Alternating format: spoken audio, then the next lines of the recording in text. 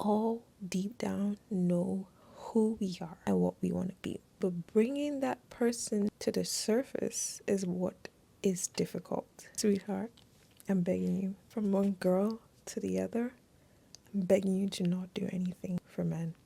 I am still in the learning process of this, but I've come to realize that men speak with their money. When a guy likes you, he's going to make it so clear. And one of the ways that he's going to make it clear is going to be with his money. His money will be the primary source to how he shows off his love and care for you. As someone who grew up with a masculine ideology when it comes to dating and when it comes to men, I must admit to myself that I feel like I've been more of the man in most relationships than I have been a woman who just sits down, relaxes, and actually intentionally lets her man pay for her. Hyper independency has been the name of the game since I've known myself to be without even realizing it.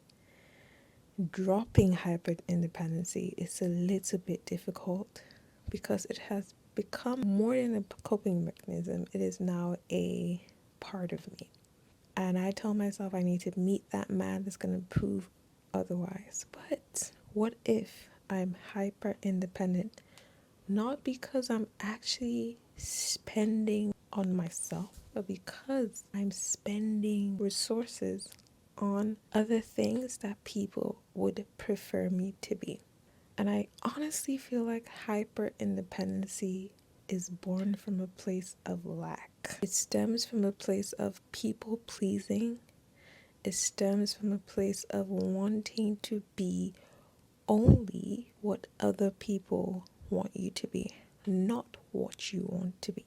I think we all deep down know who we are and what we want to be. But bringing that person to the surface is what is difficult. Because if you have been told all your life that that person cannot survive in this world, that person should not see the day of light, that person cannot do this, because you try to express that version of yourself in different ways and people just let you down, you would think it's unsafe to come out of that shell. So you create this wall and you create this version of you that is hyper independent. And the biggest irony of it all is that you actually become hyper independent as a way to rebel against the very people who forced you to stay down. And this is how the programming of the mind works. When people tell you that you're not good enough or you're never going to be something, you go out there and you try to be that thing, but you become that thing, but not with the self that you truly are. That's why a lot of successful people, in quote, on paper, after they gain all the money, it's like all of a sudden they realize how meaningless this is, because now you have become the very thing that people said you're not going to be. You look at it and go, I don't even know if I identify here. That's not because you didn't do any of these things. That's not because you didn't make that money. That's not because you didn't hit that goal. But it's simply because you are still in the shell. You're essentially still in the shell of hyper independence. It was hyper independence that got you to where you are. But when you get there and you realize that there's a little imposter syndrome still creeping around, sometimes you try to wash it away, you try to ignore it, but it still tells you something ain't right. Your mind is going, your conscience is bleeping, something is not right. You've gotten the goal, but it still doesn't feel enough. And sometimes we go ahead as pursuing more things, more goals, more experiences, more bucket list ticks. We do that, and then you still don't feel good. The reason why a lot of women, just like myself, do not allow men pay for things for us. We're not comfortable with men paying for things for us, and we're not comfortable receiving compliments is hyper independency. And until you're ready to let go, and I'm not just talking about one day wake up and snap your fingers and hyper independency is gone. Until you're ready to let go of this layers of masking and extreme coating of hyper independency, you would not really experience full love. And don't get me wrong, hyper independency is a gift. Not the hyper independency in itself, but the wisdom you get from it, the experience that groomed you. But at some point, you have to let it go. Yes. You have to become a woman who wants what she wants. Not because someone else said so, not because someone else is going to be proud when she does that, not because it's going to look good on paper, but because you want it. For a very long time, women have been told that we should not want what we want because it's a little bit selfish. Doing your makeup for fun was seen as selfish. Why would you just stay at home and do your makeup? What's the gain in that? How is that helping the family? How is that going to bring some money? How are you going to find a suitable husband? For a very long time, women have been practically bullied for being women. Because when you see a woman growing and evolving, unlike a man who goes out there and is working, okay? And I understand we are in a capitalist society, so we all have to work.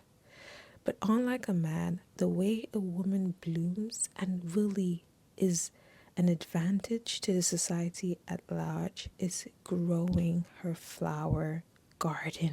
Baby girl, if you don't want what you want, your garden will still wither. You can get everything in the world. You can hit all the goals in the world. You can take off all the boxes.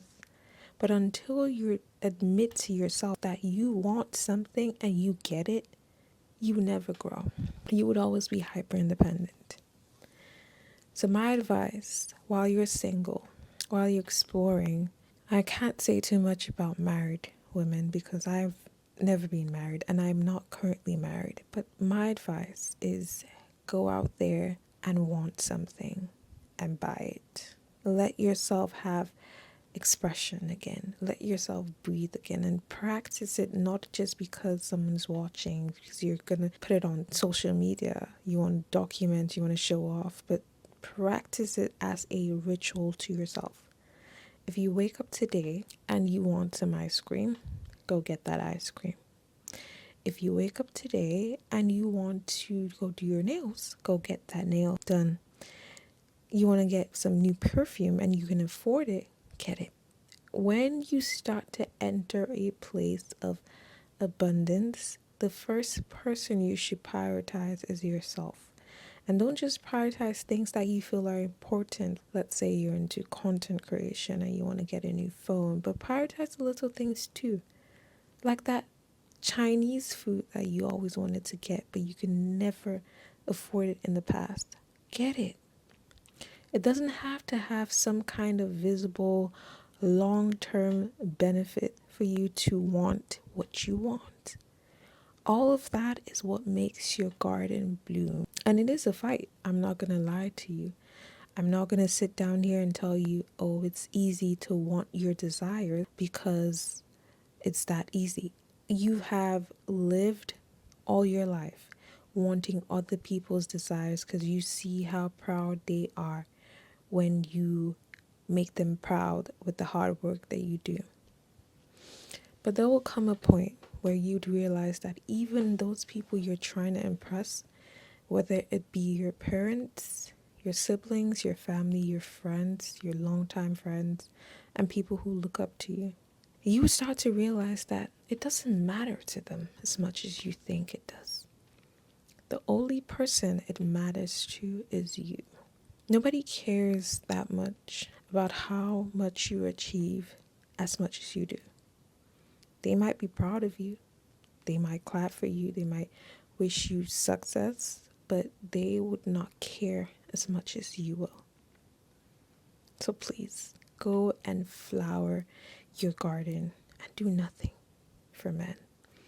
Men don't like women who And this is not me trying to say do this because men like it, but if you're really you are trying to gain a healthy relationship, a fresher perspective in relationships, because relationships are such a beautiful thing. Marriage is a beautiful thing. I don't understand why it's an agenda that's trying to be like people trying to vanillize marriage. And I understand a lot of marriages are shitty, but marriage is a beautiful thing. And if you're trying to achieve a good marriage, you must learn how to let the man lead. And the only way you can let a man lead is when you're focusing on yourself. But if you're focusing on what other people need you to be or need you to become, you're never, never, ever gonna know how to let that man lead, even though you love him. You might love him to death. I'm talking about you love this man. But because of the way you have trained yourself to become, the way your mind is used to now, the ways that your mind is so used to, you never let that man be a man in that relationship, whether you know it or not. And this is how you attract the wrong people. Because men who don't want to be men will be attracted to you. Because they see that this one carries her load very well. So when I talk about borrowed or inherited load from family, this is basically expectation from people. It doesn't have to be family, but mostly is family, that you have carried and accomplished over the years without actually accomplishing your own personal goals or experiences or things that you really like. And people can tell when you are so keen on accomplishing other people's goals for them rather than accomplishing your own. And that would force people to want to put their own burdens on you. And the only people that do that are terrible people. But yeah, this is just a tit for tat, just to give more emphasis on that. So she definitely will try to be the man, and I can be a woman, be feminine, be a princess, but act like I'm a man because maybe I do one or two masculine roles in the relationship, so she wouldn't be able to tell because she doesn't realize that she's also a man in this relationship. It happened to me, and that's why I'm out here speaking like this, because a lot of women don't understand what hyper independency can do. And people think, oh, hyper independency is, oh, I do everything myself. You do everything yourself, but do things for yourself. That is hyper independency. You pay the bills, you pay your rent, you do all those essentials because there was once a time in your life where those bills, those rent, those things were not met. And even though it's not, sometimes some months can be a little wonky. But even though you're putting that effort to pay the bills, but in that thing, in that calculation, please include yourself. And I'm not just talking about, oh, you're trying to buy new skincare products. Obviously, those are important, but let's say a new makeup brand launches this new product and you see it online and you keep thinking about it and you go, I want to get this product. Please, for the love of God, get that product. Don't derive yourself of things you want. That is what makes us women. When you want what you want, a man who is for you would know that he is for you because you would look exactly like the kind of woman that he wants. Because you want what you want and you want yourself above everything. Look, I'm not saying this to preach on here. I'm saying this to myself as well. Ladies, we need to learn how to stop putting our needs and our wants aside. And I'm emphasizing on the wants because we've done all these classes in secondary school and university. And if you know the Maslow's law hierarchy of needs, we all focus on the needs like shelter, bills, that. We always want the needs to be cleared. But honey, you have to want your wants too. Don't want this because if you wear this, it's going to look good. And your dad or your mom will probably like that. Or your sibling. Want something because you just thought it's going to look good. Want it. You have to want what you want. Unless you're going to be letting these men think they're princesses. A man, and I promise you for the love of God in me, a man will resist you when he realizes that you are projecting. I'm talking about a man. you are projecting princess vibes on him. A man who wants to be a man would reject you when he realizes that you are projecting princess vibes on him. A man who doesn't want to be a man would not reject you, would accept you, would be a princess in that relationship. And guess what happens? The relationship ends. He leaves as a princess. You leave as the man who has been working hard. Even though you do not pay the bills in that relationship, there is something that you do that you make sure you carry the weight of that relationship, the guilt and everything combined. And that man is free as a bird. And we go around talking about, oh, why men? That's why I always encourage women, please, for the love of God, focus on yourself. It is a difficult thing when you're used to acting upon the expectations of human beings, people pleasing, wanting to make your family proud, wanting to lift up this family legacy or this friendship or just whatever it is that you have at your back, supporting you, lifting you up. You want to make them proud, and it's good to make people proud. But you know how you make people proud more? It's when you have the ability to focus on yourself. Honey, focusing on yourself, it would always pay. It never goes out of style. Focusing on yourself brings alignment, spiritual alignment. You feel more connected to God. You feel more connected to your creativity. You can move softly. You move with intention. You don't move with doubts. When a man can see that you give off that masculine energy, regardless of how you try to like paint yourself outwardly, a feminine man will come after you. Most likely a narcissist. Because narcissists, they always have two faces and they don't see mirrors, so they don't even know who they are. They're going to tell you they're a man, but they're really a woman on the inside. Hello. Narcissistical men, yeah, they have two faces. And narcissistical women too. Hello. But this is not the topic for that. When a man is a narcissist, he's most likely psychologically gay. Most likely. Research proves that. So there's that. So, honey, baby girl, focus on this. Grow your garden. Like what you like and want what you want. Keep liking what you like. Keep wanting what you want. No one is saying don't focus on the bills. Don't pay your bills. But sometimes, you know what? Be a girl dad. Tell God to take the rest of your shoulder. Pay the bills. Pay the rent. Buy everything essential. But after you go get yourself some pizza. Live your life. Enjoy. Become who you are. Become yourself. The most difficult thing in this life is not even job. It's actually becoming yourself. That's the one job that most people fail at. That's why we look around in social media, we see a lot of copies of people, replicas of human beings. It's like everything has an aesthetic and everyone looks the same because no one wants to be bold enough to say, I actually don't like the color red. I like the color yellow, or I love the color pink. It's hard. Let me tell you something. I just recently admitted to myself that I love the color pink. This is pink. There's so many pink things with me. I can name a few. My phone is pink. I intentionally got a new phone because it was pink. I didn't get it because the specs was nice. I got it because it was pink.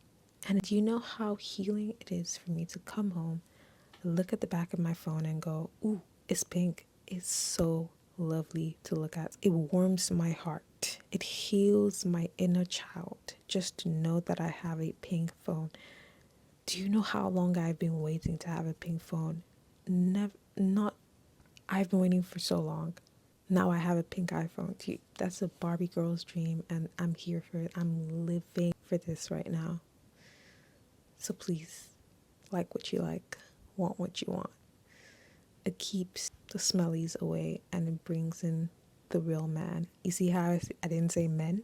I said man. The one who'll be like, I like you. I like you have a cupcake. I like you have 2 cupcakes. Because he now knows that you're his motivation. He needs to work hard. What do you think they're here for? Honey, they love working hard. Yes, we do our little jobs here and there. Don't be letting a man think that you did the jobs to take care of your family and do this. No, let the man know that you do these jobs because you want to get a Gucci perfume. Why are you working hard? I saw this really expensive slippers. That's why I'm working hard. I want to travel. Do things for yourself. Don't be doing nothing because someone else said it's good for you. You have to get to that point in your age where you're like, I'm going to do this for me. And with that, I say goodbye because I'm getting tired. I just came back from work. But you see how I took out time to make this video? Very demure, very mindful. So you do that. And I'll see you in my next video. Goodbye. Bye, baby.